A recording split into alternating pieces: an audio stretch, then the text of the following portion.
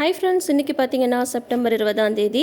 இன்றைக்கி மகாநதி சீரியலில் விஜய் வந்து என்னெல்லாம் பண்ண போகிறாருன்னு சொல்லிட்டு பார்க்கலாங்களா. நிவின் வந்து இது வரைக்கும் கொஞ்சம் கூட மசிச்சே கொடுக்கலைங்க. அவரோட முடிவில் அவர் வந்து ஸ்ட்ராங்காக இருக்கார். நிவினோட அம்மாவுக்கு சும்மாவே பேச சொல்லவே வேண்டாம். காவேரி ஃபேமிலியை பார்த்தாவே கழுவி கழுவி ஊற்றுவாங்க. இப்போ பார்த்தீங்கன்னா பயங்கரமாக பேசிகிட்டு இருக்காங்க. ஏண்டா அவங்க மிரட்டுறாங்கன்னு சொல்லிட்டு நீ வந்து கல்யாணத்துக்கு வந்து ரெடியாக இருக்கியா அப்படின்ற மாதிரிலாம் வந்து கேட்குறாங்க. உடனே வந்து பார்த்தீங்கன்னா வந்து அதெல்லாம் ஒன்றும் இல்லைம்மா, யாரோட மிரட்டுக்காகவும் நான்லாம் எதுவும் கல்யாணம்லாம் பண்ணிக்கலாம் ரெடியாக இல்லை அப்படின்னு சொல்லி சொல்கிறாங்க. அப்புறம் ஏன்டா நீ வந்து இங்கே இருக்க, முதல்ல கிளம்பு, நம்ம ஊருக்கு போகலாம், எதனாலும் ஊரில் போய் பேசிக்கலாம் அப்படின்னதும் அவங்க மிரட்டுறாங்கன்னு சொல்லிட்டு என்னை வந்து ஊருக்கு கிளம்ப சொல்லி சொல்கிறீங்களா, அதெல்லாம் முடியாது, நான் இங்கே தான் இருப்பேன் அப்படின்னு சொல்லி சொல்கிறாங்க. ஏன்டா இப்படி பிடிவாதம் பிடிக்கிற, எங்கள் 2 பேரை பற்றி கொஞ்சமாவது நினச்சி பார்த்தியா, உன் இஷ்டத்துக்கு நீ எல்லாமே வந்து பண்ணிகிட்ருக்க. அந்த காவிரியை வந்து கல்யாணம் பண்ணிக்கணும்னு சொல்லிட்டு நினச்ச, அவளுக்கு தான் வேறு கல்யாணம் அடிச்சு அவள் போயிட்டா. இப்போ என்னென்னா அவங்க தங்கச்சி வந்து கல்யாணம் பண்ணி வைக்கிறதுக்கு பார்க்குறா அப்படி இப்படின்னு சொல்லிட்டு இவங்க வந்து திட்டிகிட்டு இருக்காங்க எப்பவும் போல். உடனே வந்து இப்போ நீ முதல்ல கிளம்பு, நீ ஒரு நிமிஷம் கூட இங்கே இருக்க வேணாம், எங்களோட ஊருக்கு கிளம்புன்னு சொல்லிட்டு அவங்க அம்மாவும் அப்பாவும் சொல்லிட்டு இருக்காங்க. அப்போ வந்து நிற்கிறாரு தலைவர் விஜய். ஹலோ அப்படின்னு வந்து சொல்கிறாங்க. உடனே எல்லாரும் திரும்பி பார்க்குறாங்க. வந்துட்டானா இங்கேயும், இவன் தாம்மா அந்த காவிரியோட புருஷன் அப்படின்னு சொல்லி சொல்கிறாங்க பசுபதி. உள்ளே வரார் இவர். உள்ளே வந்ததுமே வந்து ஜெயா வந்து திட்ட ஆரம்பிச்சிடுறாங்க. ஏன்பா, யாருப்பா நீ, எதுக்குப்பா என் பையனுக்கு வந்து கட்டாயப்படுத்தி கல்யாணம் பண்ணி வைக்கணும்னு பார்க்குற, ஓ மச்சினிச்சிக்கு வந்து இவன் வந்து மாப்பிள்ளையா, என்ன நினச்சிட்ருக்க, என்ன கேட்குறதுக்கு ஆள் இல்லைன்னு நினச்சிட்ருக்கியா அப்படின்னு சொல்லிட்டு திட்ட ஆரம்பிக்கிறாங்க. வெயிட் ஆண்டி, நான் சொல்கிறத முதல்ல கேளுங்க. இப்போ வந்து முகூர்த்தத்துக்கு வந்து ரொம்ப டைம் ஆகிடுச்சு, நான் நிவினை கூட்டிகிட்டு போகலான்னு தான் வந்தேன். இப்போ நல்ல வேலையை நீங்களும் வந்துட்டீங்க, சரி வாங்க எல்லோரும் கிளம்பலாம் அப்படின்னு சொல்லி சொல்கிறாங்க. என்ன விளையாடுறியா நீ, என்ன என் பையனை வந்து நீ அப்படியே மிரட்டி கூட்டிகிட்டு போயிட்டுருப்ப, நாங்கள் வந்து பார்த்துட்டு சும்மா இருப்போம்னு நினச்சிட்ருக்கியா, என்ன நினச்சிட்ருக்க உன் மனசில் அப்படின்னு சொல்லி சொல்கிறாங்க. ஐயோ ஆண்டி, இப்போ எதையும் எக்ஸ்பிளைன் பண்ணுறதுக்கு டைம் இல்லை, முகூர்த்தத்துக்கு டைம் ஆகிடுச்சு, நீ வா நிவின் நம்ம வந்து போகலாம். இது எப்படி இதெல்லாம் வந்து நடந்தது, ஹலோ பசு, இதெல்லாம் உன் வேலையா அப்படின்னு சொல்லிட்டு கேட்குறாரு. உடனே வந்துட்டு ஆமாம் என் வேலை தான், நீ வந்து என் தங்கச்சி பையனுக்கு வந்து கட்டாயப்படுத்தி உன் மச்சினிச்சியை வந்து கல்யாணம் பண்ணி வைப்ப, பார்த்துட்டு சும்மா இருக்கணுமா, சம்மந்தமே இல்லாத நீயே வந்து என் தங்கச்சி பையனை வந்து மிரட்டிட்டு இருப்ப, சம்மந்தம் இருக்கிறன்னா பார்த்துட்டு சும்மா இருக்கணுமா, அதனால தான் என் தங்கச்சி வர வச்சேன் அப்படின்றாங்க. ஓ அப்படியா, சரி ஓகே, இப்போ என்ன உங்களுக்கு வந்து தெரியணும், இப்போ வந்து யமுனாவுக்கு வந்து இவரை கல்யாணம் பண்ணி வச்சாகணும். நானும் சரி உங்கள் எல்லார்ட்டையும் சொல்லி தான் செய்யலான்னு சொல்லிட்டு பார்த்தோம். ஆனால் எங்கள் சுச்சுவேஷன் அப்படி, வேறு வழி இல்லாமல் கல்யாணத்துக்கு திடீர்னு ஏற்பாடு பண்ண வேண்டியதாக போயிடுச்சு. அதனால் வந்து இப்போ மணி ஆயிடுச்சு, இதனாலும் கல்யாணம் முடிஞ்சதுக்கப்புறம் பேசிக்கலாம் அப்படின்னு சொல்லி சொல்கிறாங்க. என்னப்பா என்ன விளையாடுறியா, இந்த மாதிரி வந்து மிரட்டிட்டு இங்கே வந்து அவனை கூட்டிகிட்டு போயிடுவேன், நாங்கள் வந்து பார்த்துட்டு சும்மா இருக்கணுமா அப்படின்னு சொல்லிட்டு முதல்ல கையை விடு, என் பையன் கையை விடு அப்படின்னு சொல்லிட்டு கையை வந்து பிடுங்கி விட்டுறாங்க. அப்புறம் வந்து ஜெயா வந்து சொல்கிறாங்க, அதோ பாருடா அவன் கூப்பிட்றான்னு சொல்லிட்டு நீ மட்டும் போன, அவ்வளோதான், நான் என் பணத்தை தான் நீ வந்து பார்ப்ப, நான் இந்த இடத்துலையே வந்து தூக்கு மாட்டிட்டு இறந்துடுவேன் அப்படின்னு சொல்லிட்டு ஜெயா சொல்கிறாங்க. உடனே இதை தானே நான் எதிர்பார்த்தேன் அப்படின்னு சொல்லிட்டு அந்த இடத்துலேருந்து பசுபதி வந்து கிளம்பிடுறாரு. ஓகேங்களா. இப்போ பார்த்தீங்கன்னா இவங்களுக்குள்ளார தான் இந்த டீலிங்லாம் நடந்துட்டுருக்கு.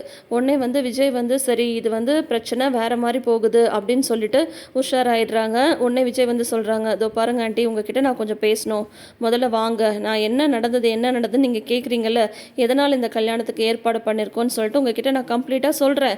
அப்போ வந்து நீங்களே வந்து உங்கள் பையனை என் கூட அனுப்பி வைப்பீங்க அப்படின்னு சொல்லி சொல்கிறாங்க. நாங்கள் எதுக்குப்பா அந்த மாதிரி அனுப்பி வைப்போம், அதெல்லாம் உங்க கூட பேசுறதுக்குலாம் எதுவும் இல்லை, நாங்களாம் வரமாட்டோம் அப்படின்றாங்க ஜெயா. உடனே அங்கிள் நீங்களாவது சொல்லுங்கள், என்ன நடந்ததுன்னு தெரிஞ்சுட்டு நீங்கள் வந்து பேசுங்க. ஒரு பொண்ணோட வாழ்க்கை வந்து இப்போது தவிப்பில் நின்றுட்டுருக்கு, எப்படியாவது இப்போ வந்து நாங்கள் யமுனாவை வந்து காப்பாற்றி ஆகணும், என்ன நடந்ததுன்னு தெரிஞ்சுக்கிட்டு அதுக்கப்புறம் நீங்கள் உங்கள் முடிவை சொல்லுங்கள் அப்படின்னு சொல்லி சொல்கிறாரு விஜய். சரின்னு சொல்லிட்டு சரி வா ஜெயா, என்ன நடந்ததுன்னு தான் கேட்கலாம், நிவின் மேலே ஏதாவது தப்பு இருக்கான்னு முதல்ல நம்ம தெரிஞ்சுக்கணும்ல அப்படின்னு சொல்லி சொல்கிறாங்க. அதுக்கப்புறம் விஜய் வந்து ரூம்குள்ளார வராங்க.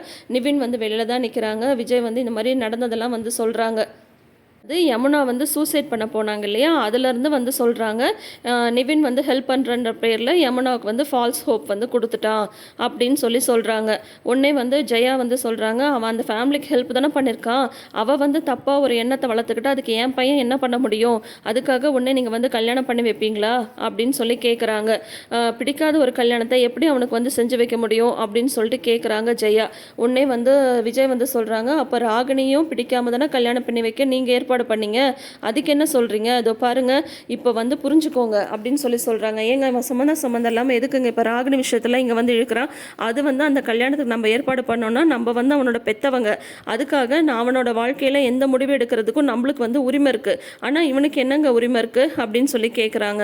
உடனே விஜய் வந்து சொல்கிறாங்க, ஹலோ நீங்கள் வந்து எப்படி அந்த கல்யாணத்தை ஏற்பாடு பண்ணி வச்சிங்க, போக போக சரியாக போய்டுன்னு சொல்லிட்டு தானே, அதே மாதிரி தான் இப்போ நாங்களும் ஏற்பாடு பண்ணி வைக்கிறோம். உங்ககிட்டயாவது ஸ்ட்ராங்கான ரீசன் இல்லை, ஆனால் எங்ககிட்ட ஸ்ட்ராங்கான ரீசன் இருக்குது. பையன் வந்து தப்பு பண்ணியிருக்கான். ஒரு பொண்ணுக்கு தப்பான ஹோப்பை கொடுத்து அவன் மனசில் வந்து ஆசை வந்து வளர்த்துருக்கான். யமுனா தான் இந்த இன்டென்ஷனோட பழகுறான்னு தெரிஞ்சதுக்கப்புறம் உங்கள் பையன் வந்து விலகிருக்க வேண்டியது தானே, தொடர்ந்து எதுக்கு அந்த பொண்ணு கூட வந்து ஊர் சுற்றணும், அதனால தானே அவன் மனசில் ஒரு தப்பான நம்பிக்கையை வந்து வளர்த்துக்கிட்டா அப்படின்னு சொல்லிட்டு விஜய் வந்து சொல்கிறாங்க. இந்த இடத்துல வந்து காவேரி மேலே தாங்க தப்பு இருக்குது. நிவின் வந்து காவேரிட்ட இந்த மாதிரி யமுனா என்கிட்ட ப்ரப்போஸ் பண்ணியிருக்கா, இந்த மாதிரிலாம் பேசுகிறா அப்படின்னு சொல்லும்போது காவேரி தான் வந்து அவள் ஐஏஎஸ் எக்ஸாம் வந்து முடிக்கட்டும், என்ட்ரன்ஸ் எக்ஸாம் முடிக்கட்டும், அது வரைக்கும் நீங்கள் எதுவும் சொல்லாதீங்க, நீங்கள் வந்து சொல்லிட்டா உடனே அவள் வந்து அதையே நினச்சிட்ருப்பா, அவளோட படிப்பு வீணாக போயிடும், அது வரைக்கும் அவட்ட நீங்கள் பழகிட்டுருங்கன்னு சொல்லிட்டு நிவின்கிட்ட இப்படி சொல்லிட்டு யமுனாவுக்கும் நிவினை எப்படியாவது கல்யாணம் பண்ணி வைக்கிறேன்னு சத்தியம் பண்ணது காவேரி தான். அதனால தான் நிவின் வந்து யமுனா கூட தொடர்ந்து பழகிட்டு இருந்தார். ஆனால் இப்போ கதையே அப்படியே ட்விஸ்ட் ஆகிடுச்சு. இப்போ நிவின் வந்து யமுனாவுக்கு ஹோப் கொடுத்தது மட்டும்தான் வந்து நிற்கிது. இப்போ விஜயும் என்ன சொல்கிறாருன்னு பார்த்தீங்கன்னா அதை தான் சொல்கிறாரு, அந்த பொண்ணு இந்த மாதிரி ஒரு எண்ணத்தோட பழகுதுன்னா உங்கள் பையன் வந்து விலகி இருக்க வேண்டியது தானே, ஏன் வந்து உங்கள் பையன் வந்து ஊர் சுற்றிட்டு இருந்தான் அப்படின்னு சொல்கிறாங்க. அப்புறம் நிவின் வந்து சொல்கிறாங்கல்ல, ஆமாம் எனக்கே தெரியாமல் நான் யமுனாவுக்கு வந்து ஹோப் கொடுத்துட்டேன், அதுக்காக என்னை வந்து கல்யாணம் பண்ணி வைக்கணும்னு சொல்லிட்டு நினைக்கிறீங்களா அப்படின்னு சொல்லிட்டு விஜய்கிட்ட வந்து பேசினார்ல, அது எல்லாத்தையும் சொல்கிறாங்க. அப்பையும் வந்து அவங்க பேரண்ட்ஸ் வந்து எது எப்படி இருந்தாலும் சரி எங்கள் பையனுக்கு வந்து இந்த கல்யாணத்தை நடத்தி வைக்க முடியாது அப்படின்னு சொல்லிட்டு தான் அவங்க ஜெயா வந்து சொல்கிறாங்க. அவங்க அம்மா வந்து சொல்கிறாங்க, இரு ஜெயா கொஞ்சம் பொறுமையாரு அப்படின்றாங்க. ஏங்க இவன் பேசியே நம்ம மனசை மாற்றிடுவாங்க, நீ சும்மா இருங்க அப்படின்றாங்க. உடனே வந்து சரி ஓகே, இப்போ நீங்களா உங்கள் பையனை வந்து கூட்டிகிட்டு வரலன்னா அப்புறம் போலீஸ் மூலியமாக தான் நாங்கள் கூட்டிகிட்டு போக வேண்டியதாக இருக்கும் அப்படின்னதும் ரெண்டு பேரும் பயந்துடுறாங்க. என்ன சொல்கிற நீ அப்படின்னு சொன்னதும் உடனே வந்து யமுனாவோட சூசைட் கேஸில் நிவினுக்கும் யமுனாக்கும் சம்மந்தம் இருக்குன்ற விஷயத்த நான் இன்னி வரைக்கும் போலீஸில் வந்து சொல்லலை, அந்த கேஸை வந்து அப்படியே ஹோல்டு பண்ணி வச்சிருக்கேன். இப்போ நீங்கள் மட்டும் நிவினை என் கூட அனுப்பலன்னா நான் நேராக போலீஸ் ஸ்டேஷனுக்கு போவேன். யமுனாவோட சூசைட்க்கு ரீசன் வந்து நிவின் தான் அப்படின்னு சொன்னாவே போதும், ஆட்டோமேட்டிக்காக உங்கள் பையன் வந்து ஜெயிலுக்கே போயிடுவான், அவனோட வாழ்க்கை அப்புறம் எப்படி இருக்கும்னு நீங்களே பார்த்துக்கோங்க அப்படின்னு சொல்கிறாங்க.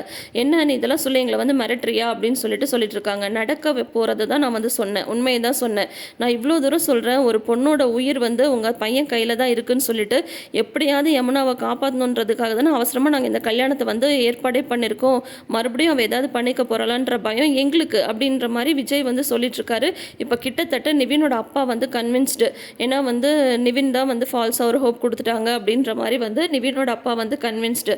அவங்க அம்மாவும் இப்போ வந்து போலீஸ் அப்படின்னு சொன்னதுமே கொஞ்சம் பயந்து போய் இருக்காங்க. அதே சமயம் இங்கே கோயிலில் வந்து பார்த்தீங்கன்னா காவேரி வந்து யமுனாட்ட சொல்லிட்டு இருக்காங்க, வா யமுனா நம்ம வந்து கிளம்பலாம், இதுக்கு மேலேயும் நம்ம இங்கே வெயிட் பண்ண வேணாம், அவர் போய் எவ்வளோ நேரம் ஆச்சுப்பாரு, சொன்னால் கேளு அப்படின்னு சொல்கிறாங்க. அக்கா ப்ளீஸ்க்கா இன்னும் கொஞ்சம் நேரம்க்கா, கண்டிப்பாக மாமா நிவினா கூட்டிகிட்டு வந்துடுவாருக்கா அப்படின்னு சொல்லிட்டு அந்த பொண்ணு வந்து சொல்லிட்டு இருக்கு.